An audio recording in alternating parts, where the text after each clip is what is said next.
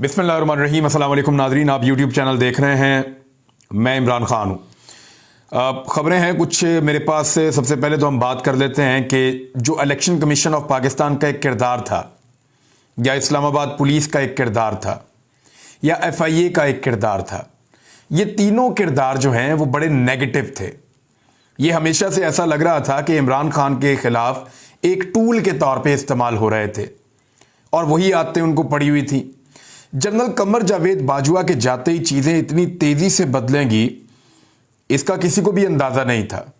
यानी आपको याद है, लाहौर में अवारी होटल में एक तकरीर हुई थी जहाँ पे पाकिस्तान की अफवाज के ख़िलाफ़ नारे लगाए गए थे कि ये जो दहशत गर्दी है इसके पीछे वर्दी है, इस तरह की बातें, और बड़े मायूब नारे लगाए गए थे।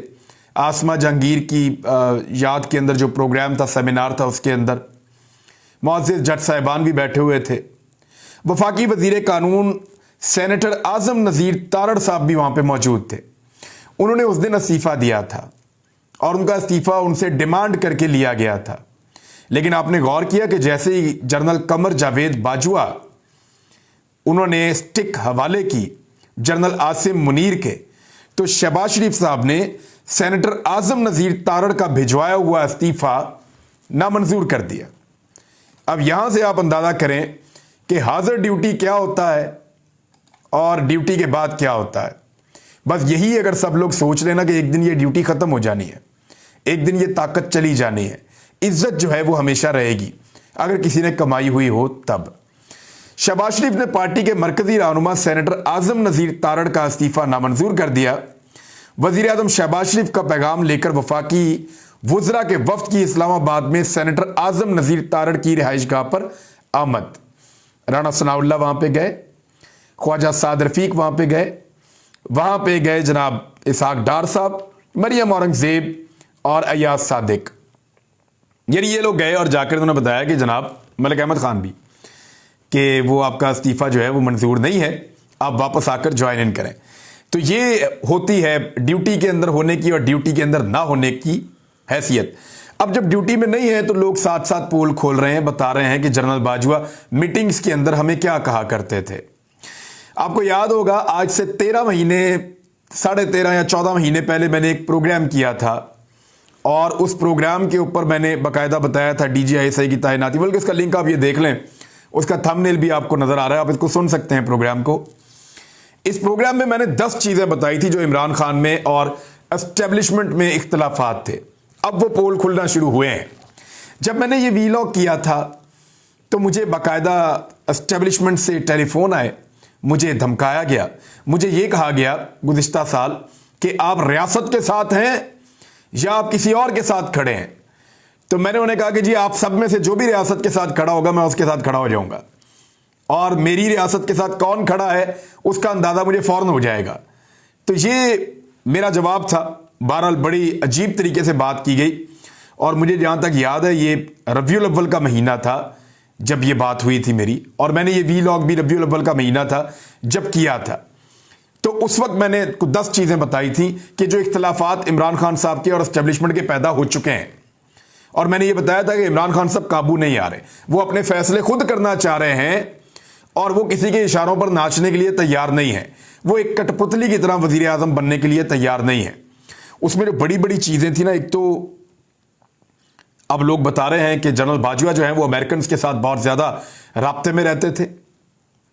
अमरीकी जो पॉलिटिकल लोग थे, जो उनकी एडमिनिस्ट्रेशन के अंदर पॉलिटिकल उनके लोग थे, वो आर्मी चीफ के साथ राब्ते में रहते थे, वज़ीर आज़म के साथ राब्ते में कम रहते थे। ये बड़ी ख़तरनाक चीज़ थी। और जनरल कमर जावेद बाजवा साहब उनको चीज़ें बताया करते थे, उनसे चीज़ें पूछा करते थे, और ये बात वो कई मरतबा सहाफ़ियों को कह भी चुके थे। इसके अलावा इसराइल को तस्लीम करने के फ़वाइद वो गिनवाया करते थे। ये भी दावा किया गया। दावा क्या किया गया मैं अच्छी तरह जानता हूं। बहुत सारे लोग उन दिनों में इसराइल को तस्लीम करने के लिए बातें कर रहे थे। हमारे एक दोस्त हैं, वो इतने जज्बाती हो गए, वो इसराइल के टीवी पे जाके ही बैठ गए। लोगों ने उनकी बैंड बजा दी पकड़ के सोशल मीडिया पे। एक और दोस्त है, उनका मुझे फ़ोन आया, उन्होंने कहा यार मेरे पे दबाव डाला जा रहा है, मेरे से 1-on-1 मुलाकात हुई है, अब मेरे से एक्सपेक्ट कर रहे हैं कि मैं इसराइल के बारे में कोई राह हमवार करूंगा, कोई थोड़ा सा अपने प्रोग्राम में इसके ऊपर बात करूंगा। तो मैंने तो उसको मना किया। मैंने कहा भाई इस तरफ बिल्कुल मत जाना, ये रेड लाइन है पाकिस्तान की। जब तक फलस्तीनियों को उनका हक नहीं मिलता तब तक इसराइल के मामले के ऊपर पाकिस्तान अपने मौकिफ से पीछे नहीं हट सकता। ये रिस्क आप क्यों लेते हैं? जिसने आपको कहा है ना बुलवा के अकेले मिलकर, उसको बोलो वो खुद अनाउंस कर दे। और ये अनाउंसमेंट करवाने के लिए बहुत पर तोले हैं कि इसराइल में ज़राअत बहुत अच्छी है, ये बहुत अच्छा है, वो बहुत अच्छा है, तो इसराइल के साथ आप काम करें। वो कई दफ़ा वो चाहते थे, लेकिन इमरान खान साहब की एक राय पे पानी फेर देते थे और वो ये कहते थे कि मैं अपने अल्लाह को क्या जवाब दूंगा।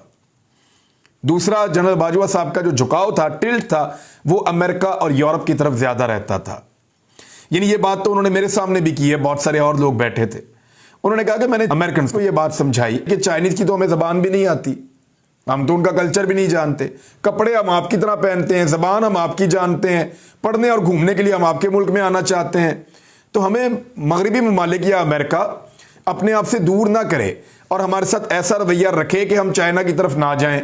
यानी वो उनको ऑप्शन की बात कर रहे थे कि आप अगर ज़्यादा अच्छा और बेहतर रवैया हमारे साथ रखें तो हमें क्या ज़रूरत है चाइना की तरफ जाने की। हालांकि पाकिस्तान की ये पॉलिसी बन चुकी थी कि पाकिस्तान पूरी दुनिया के साथ ताल्लुकात रखेगा, मल्टी डायमेंशन में जाएगा, रशिया के साथ भी, चाइना के साथ भी, बाकी मुल्कों के साथ भी। और इंडिया के मामले के ऊपर एक बात बार बार जनरल साहब कहते थे, जिसपे मैंने सवाल भी उठाया था एक जगह कि 70 साल हमें एक तरह का, आरफ हमीद भट्टी साहब ने भी ये सवाल उठाया था कि 70 साल एक तरह की चीज़ें हमें पता चली हैं। 70 साल हमने एक नसाब पढ़ लिया, एक चीज़ें पता चल गई हैं। अब 70 साल के बाद हम लोगों को कैसे जाके बाहर बताएं और कायल करें कि जनाब अब तो इंडिया के साथ हमने ताल्लुकात बनाने हैं। यानी इमरान खान साहब की पॉलिसी ये थी 5 अगस्त 2019 के बाद से कि इंडिया ने वहां पे बहुत जुल्म किया है, इंडिया ने वहां पे काला कानून राइज किया है और इंडिया ने उनकी जो कश्मीर की एक अलग हैसियत थी जुदागाना, वो छीन लिए। लिहाजा इमरान खान साहब को लगता था कि इंडिया के साथ जब तक वो रिवर्स नहीं करेगा हम बातचीत नहीं करेंगे। वो अड़ गए थे अपने मौके पे। लेकिन जनरल बाजवा और कुछ थिंक टैंक्स हैं वो ये सोचते थे कि नहीं, इंडिया के साथ बातचीत होनी चाहिए, बाकी फोरम्स को खोलें, बाकी चीज़ों के ऊपर बात करें। और ये बहुत सारे सहाफीज के गवाह हैं, आहिस्ता आहिस्ता वो ये सारी चीज़ें बताएंगे, क्योंकि ये बाजवा डॉक्ट्राइन थी। बाजवा डॉक्ट्राइन बाजवा के साथ चली गई। जो जनरल राहील शरीफ साहब की पॉलिसी थी वो उनके साथ चली गई, जो जनरल कियानी थे वो उनके साथ, जो मुशर्रफ थे उनके साथ चली गई। इसके अलावा जो पिछले जर्नल थे वो अपनी अपनी पॉलिसीज लेकर चले गए। तो बाजवा डॉक्ट्राइन चली गई। अब उसके ऊपर डिस्कशन होगी क्या वो ठीक थी या गलत थी, उसने मुल्क को फायदा दिया या नुकसान दिया। यानी वो हमेशा चाहते थे कि वेस्ट के ब्लॉक में जाएं, मगरबी ममालिक के ब्लॉक में जाएं। गालिबन इस तरह की खबरें मार्केट में ट्रैवल करती हैं कि शायद वो खुद भी वहीं सेटल होने का इरादा रखते हैं। लेट्स सी वो वहाँ हो सकते हैं या नहीं हो सकते, या वो कहाँ सेटल होंगे।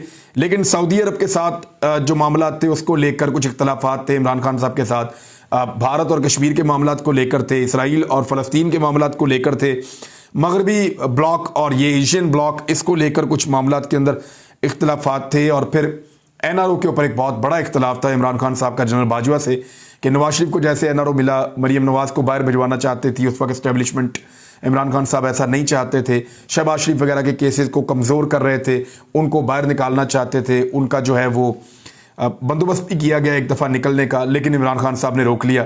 तो ये इख्तलाफात थे और एनआरओ के ऊपर इमरान खान साहब आगे डट जाते थे, वो मैं इनको नहीं दूंगा। तो बाजवा साहब कहते थे कि यार करप्शन के मामला छोड़ें, दफ़ा करें, मुल्क चलाएं आप। लेकिन इमरान खान साहब कहते थे करप्शन के साथ ये मुल्क चल ही नहीं सकता। और एक जो बड़ा सख्त था वो उस वक्त मैं यही सोचता था कि इमरान खान साहब गलत हैं, उस्मान बुज़दार की चॉइस। ये तो हमें पता था कि एस्टेब्लिशमेंट चाहती है उस्मान बुज़दार को हटा दो, लेकिन ये हमें उस वक्त नहीं पता था कि वो ये चाहती है कि अलीम खान को ले आओ। अगर अलीम खान को ही लाना था फिर तो उस्मान बुज़दार सोने का आदमी था, फिर उसी को रहना चाहिए था। लेकिन उस्मान बुज़दार से बेहतर वज़ीर आला पीटीआई डिजर्व करती है, हम ये बार बार कहते रहे हैं पहले भी, मुझे आज भी ऐसा लगता है।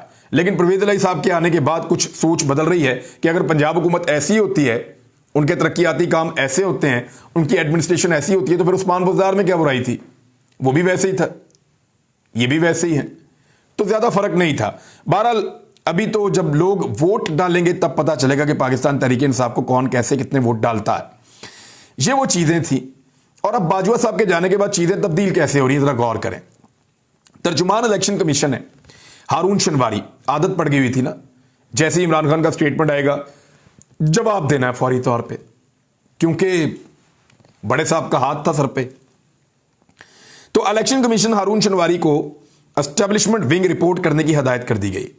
वजह यह है कि इमरान खान साहब ने जब असेंबलियों की तहलील के बारे में बयान दिया तो तर्जुमान इलेक्शन कमीशन को ओहदे से इसलिए हटाया गया कि उन्होंने फौरी तौर पे शाह से ज्यादा शाह का वफादार बनते हुए जवाब जमा करवा दिया, जवाब दे दिया इमरान खान।